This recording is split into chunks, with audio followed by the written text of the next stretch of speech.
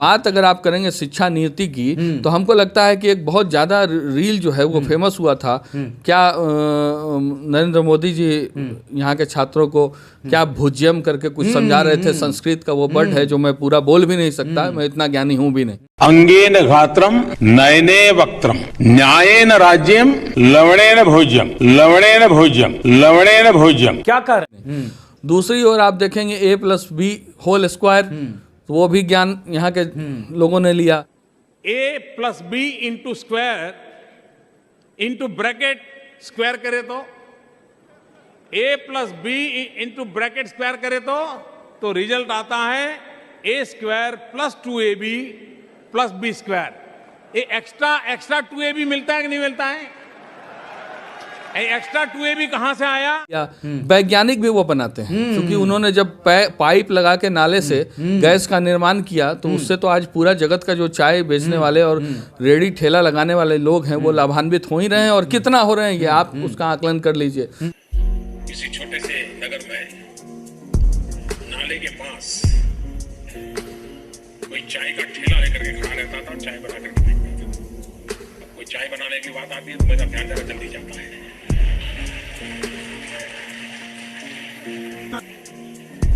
और वहीं पर एक नाली, गंदी नाली चलती थी। अब इसके दिमाग में कोई विचार आया,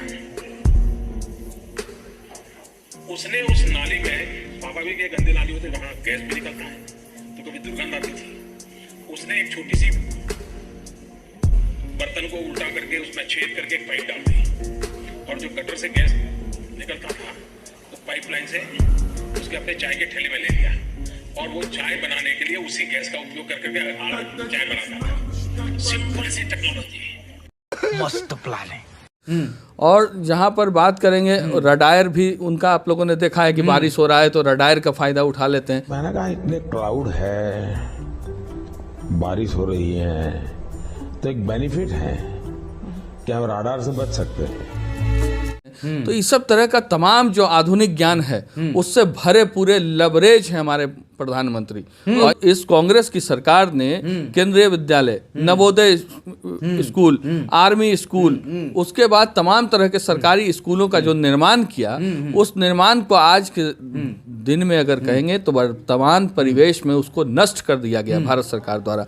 एनसीईआरटी के किताबों में, जहां एक और एनसीईआरटी के किताबों से आज जो भी हमारे यहाँ आईएएस आईपीएस और तमाम बड़े पदों पे लोग को देखते हैं वो एनसीईआरटी के किताबों को पढ़ते थे। आज एनसीईआरटी के किताबों को छेड़ करके देश के भविष्य के साथ, उस पौधे के साथ बहुत बड़ा खिलवाड़ किया है। शिक्षा मानसिक विकास की औषधि है।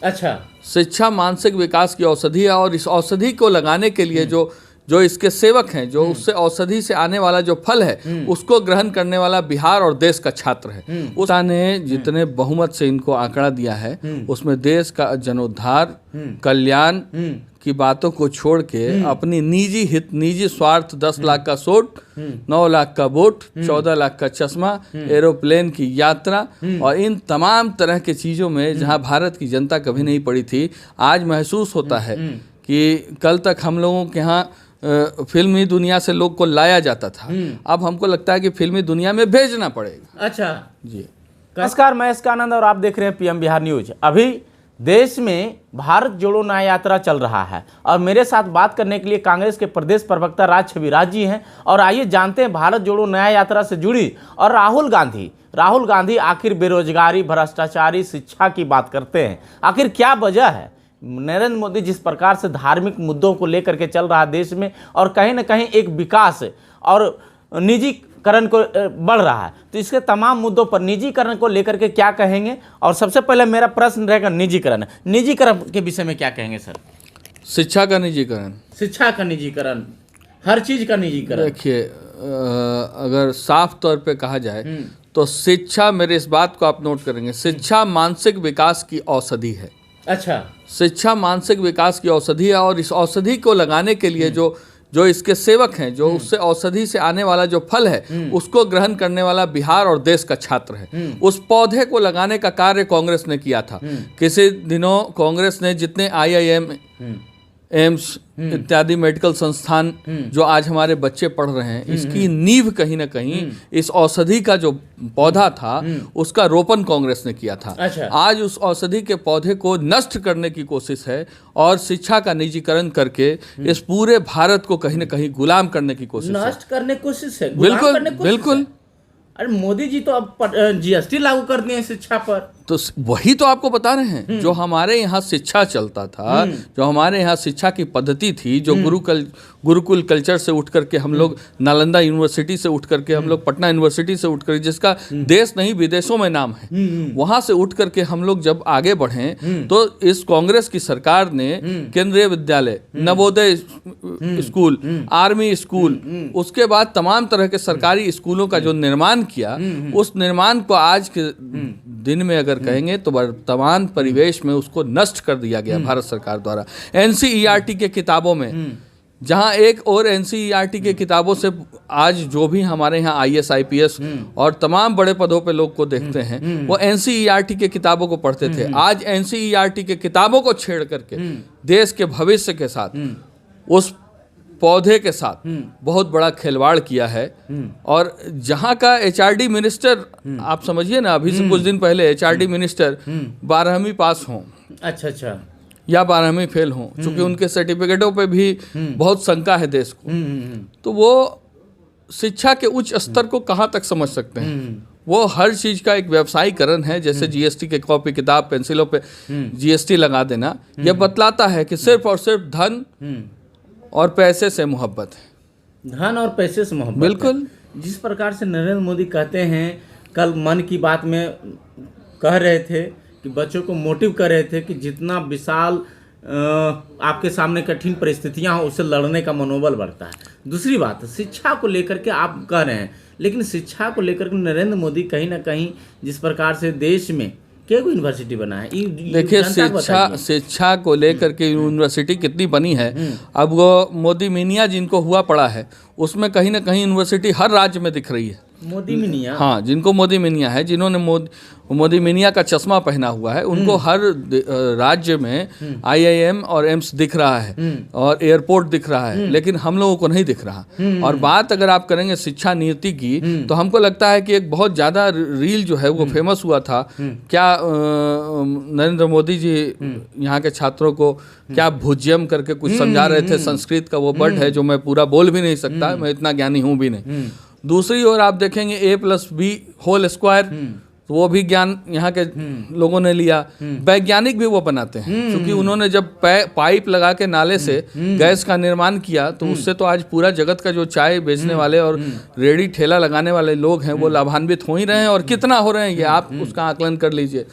और जहाँ पर बात करेंगे रडायर भी उनका, आप लोगों ने देखा है कि बारिश हो रहा है तो रडायर का फायदा उठा लेते हैं। तो इस सब तरह का तमाम जो आधुनिक ज्ञान है उससे भरे पूरे लबरेज है हमारे प्रधानमंत्री, और इन सब ज्ञानों को कहीं ना कहीं भारत की जनता नकारती है। एक प्रश्न जब आप नरेंद्र मोदी कर रहे हैं, तो 1950 में सरदार वल्लभ भाई पटेल की मतलब स्वर्गवास हो चुका था, और 1951-52 में पहला चुनाव हुआ था, हम सब चुनाव भारत में। मोदी जी एकदम दावे के साथ ठोक करके कहते हैं लोकसभा में कि यदि सरदार वल्लभ भाई पटेल देश का पहला प्रधानमंत्री होता तो आज देश कुछ और होता। सवाल आपके पास है और जवाब भी आप ही दे रहे हैं। मुद्दा सबसे अच्छी बात यह है कि जिस जनता को वो बतलाना चाहते हैं वो जनता जागरूक है। मैं आपको धन्यवाद देता हूं, बारंबार साधुवाद देता हूं इस बात के लिए कि नरेंद्र मोदी जी द्वारा फैलाया गया यह बात में कितनी तथ्यता और सच्चाई है, इसकी जानकारी अच्छे तरीके से है आपको। जैसे अभी आप देखें कि एक पत्रकार ने राहुल गांधी जी पे किताब लिख दिया है, तो उस किताब लिखने वाले पत्रकार को उन्होंने नौकरी से इस्तीफा देना पड़ा उसे। अब इसमें उनका क्या योगदान है, क्या रोल है, ये तो मैं नहीं कह सकता, लेकिन मुझे इस बात का डर है कि आप लोग दो लोगों को मैं लगातार भारत जोड़ो यात्रा का कवरेज करते हुए देख रहा हूँ। आप लोग देखिए कहीं नौकरी से ना हाथ धोना पड़ जाए। सेल्फ पॉइंट बनाए थे उत्तर प्रदेश में सर, रेल पदाधिकारी था, दे दिया खर्च का, उसको रेल से हटा दिया गया। क्या है चल रहा है इसमें? मोनोपोली। मोनोपोली।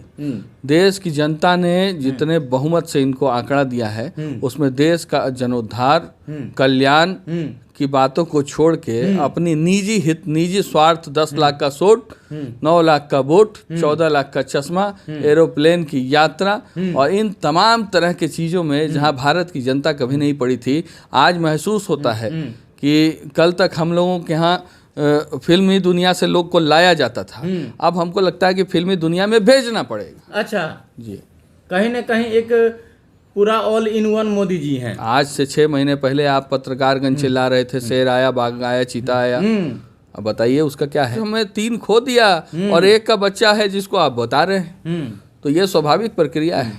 क्या अभी जिस प्रकार से अब मोदी जी को आधुनिक वैज्ञानिक का दर्जा दे दिए, क्या मान लिया जाए कि मोदी जी ही सब कुछ है अभी के डेट में? आपको इनके अलावा कोई और दिखते हैं?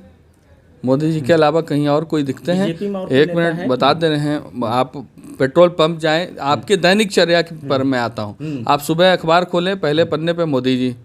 आप घर से बाहर कपड़ा पहन के निकलते हैं, पेट्रोल लेने जाते हैं, मोदी जी।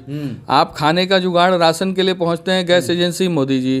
तो फिर अब आपको इस देश में दूसरा और कौन दिख रहा है? हॉस्पिटल में मोदी जी, हॉस्पिटल में मोदी जी, आयुष्मान कार्ड पे मोदी जी, राशन का जो बैग आ रहा है उसमें मोदी जी। तो फिर आप मोदी जी को छोड़ करके बात ही कैसे कर सकते हैं? टीवी में मोदी जी। बिल्कुल, विभिन्न और सारी जगहों पे। मैंने तो आपके दिनचर्या में 3 जगह जोड़ा दिया है मोदी जी को। जी, चलिए अभी कांग्रेस का नीति को लेकर के भी मैं बात करूंगा। कांग्रेस अब कितना मजबूत होगा भारत जोड़ो न्याय यात्रा से? और पिछले वर्ष भारत जोड़ो यात्रा हुई थी देश में, जिसमें कि राहुल गांधी के टी शर्ट पर प्राइस को लेकर के भी बवाल मचा था और आपने सूट बूट और कई बातें चश्मा के किए, लेकिन भारत जोड़ो न्याय यात्रा से कितना मजबूत अब कांग्रेस होगा? 80 के दशक वाला कांग्रेस। देखिए आपको कुछ दिखाते हैं, आइए आइए।